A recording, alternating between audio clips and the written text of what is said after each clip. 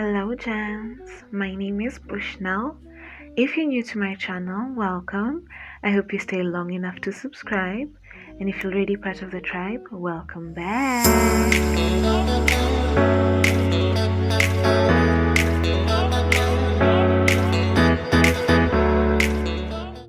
Alrighty then. Today we're discussing about a topic that is quite interesting and dear to my heart, and it is making the most of being single, just the truth about being single for young Christian feminine women. If this is something you want to hear about, then get comfortable, get something to drink, get something to write with, and let's talk about this.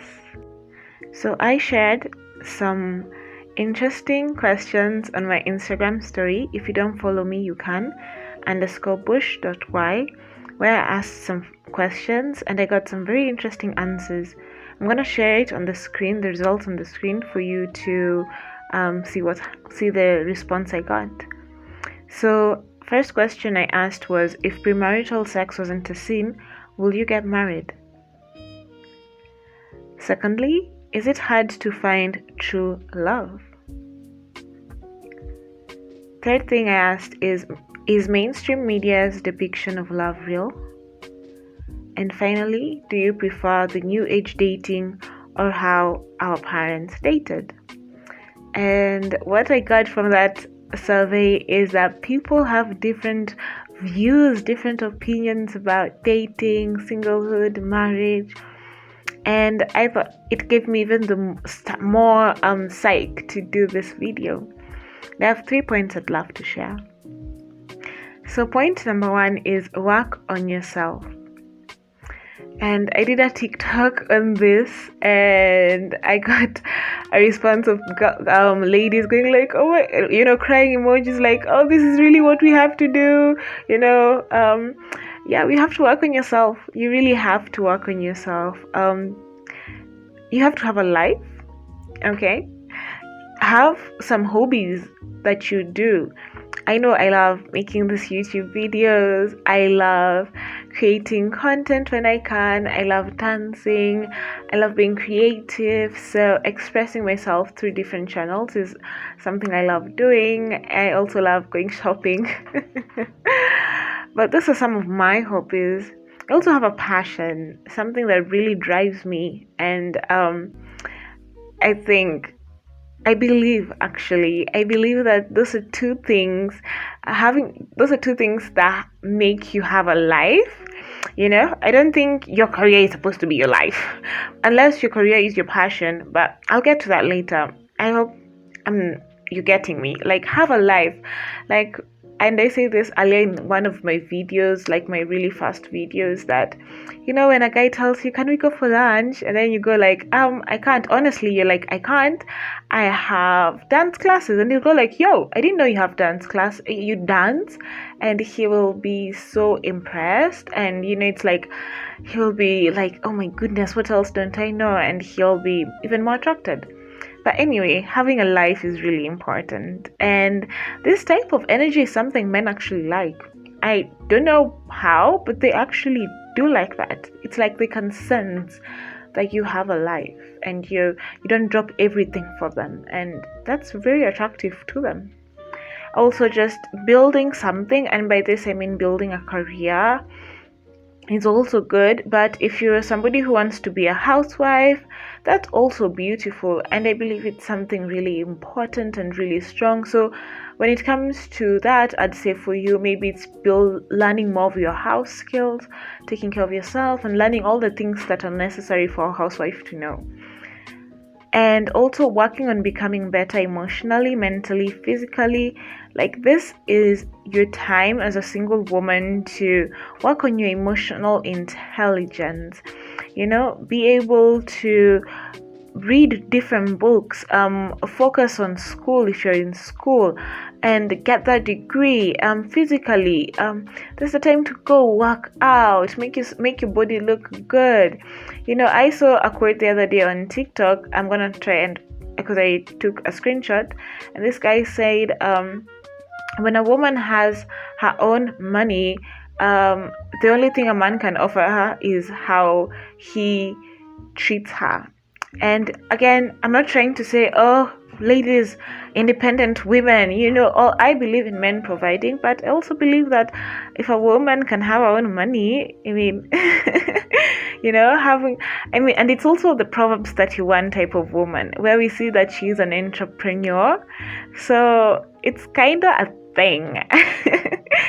Point number 2 is intimacy with God. Now, this is very important, ladies. This is where you'll get to grow your self-worth and self-love, as well as deliverance. Maybe you were abused physically or when you were younger, or maybe you're addicted to something like, I don't know if I'm allowed to say it, but you're addicted to something, sexual addictions. So you need deliverance, and you can get deliverance. You won't even know that you're in bondage if you don't have a close intimacy with God, and God can't lead you to deliverance if you do not have a close intimacy with Him. So you need deliverance so that you can experience your singlehoodness to the fullest, and when it's time for you to get married, you can join your marriage with as a free woman and not with baggage and bondage. Also in this is understanding biblical concepts. What does the Lord say about being single and having fun and all that?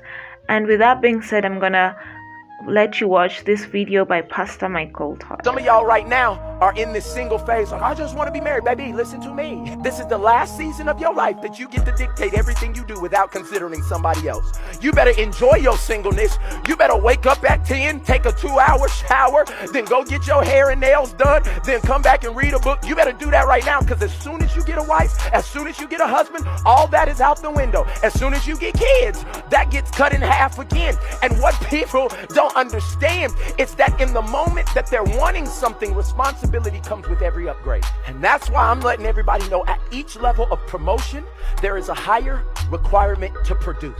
At every time you get a raise, there's another level of responsibility. For every elevation, there is a brand new expectation. Hey, so I believe that was necessary to share. And even it's just a great transition to my next and last point, which is mindset. Listen, ladies, being single is a gift, just like he said. And the thing is about, even in the singlehood phase, I always say, like, I'm cool with, you can date like 6 to 10 men, but but it also has side effects. Like, for example, does a man see more value with you when they ask you how many men you're dating and you're saying like 7 other men? So will he want to take you seriously or not? But that's a topic for a whole other day. The thing is, you attract who you are. If you are not somebody who expects respect and certain standards and boundaries to be met, if you're not somebody who's expectant of that, then you will attract people who don't respect you, cross all your boundaries, don't value you because you don't have standards. And that's the thing. You have to work on your mindset right now and set for yourself boundaries, standards. I mean, darling, after this video, get a pen and paper or on your journal, write, these are my standards, these are my boundaries. And also, one thing that I wanna have to tell you is a spouse can't fulfill your needs. And the angle I'm going with this is, for you to end up married and happy, you have to start single and secure. So you can't expect that when you get married, all your problems will be solved. It's just putting a ring on your problems, okay? And you have to know that you're gonna have to be a whole person plus another whole person, fulfilling each other. You see, the Bible calls it a mystery. Paul calls it a mystery. It's 2 people come together to form to become one. So it's a whole person and a whole person. This thing of better halves, it's not the way it works. And so that being said, I'm gonna leave you with that until next time. Bye.